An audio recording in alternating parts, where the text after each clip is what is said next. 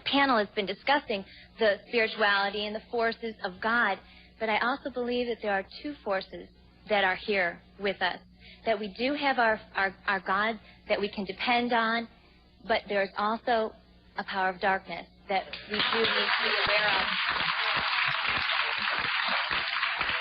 And that's where the choices begin. Do you believe that you can choose between one or the other? Most absolute, definitely. Yeah.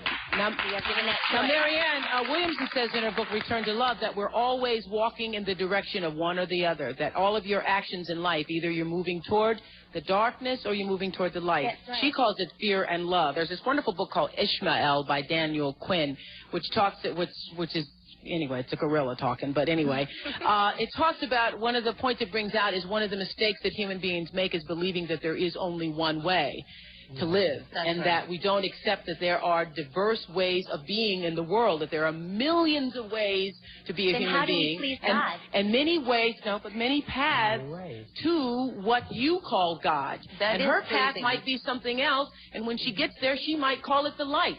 But her loving and her kindness and her generosity brings her, if it brings her to the same point that it brings you, it doesn't matter whether she called it God along the way or not. And I guess the danger that could be on that, I mean, it sounds great on the onset, but if you really look at both sides, there couldn't possibly be just one way. What about Jesus?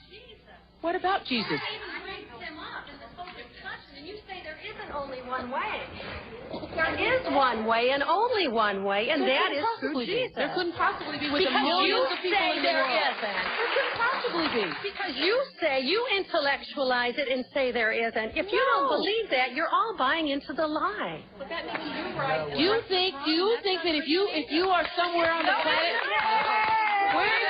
if you're somewhere on the planet and you never hear the name of Jesus, you never hear the name of Jesus, but yet you live with a loving heart, you lived as Jesus would have had you to live, you lived for the same purpose that Jesus came to the planet to teach us all, but you are in some remote part of the earth and you never heard the name of Jesus. You cannot get to heaven, you think? And that is covered in the scriptures, too. People are talked about Truly, God knows the heart. Does God care about your heart, or God care about if you call his son Jesus? Well, you know, Oprah, Jesus cannot come back until that gospel is preached in the four corners of this earth. So, figure it out.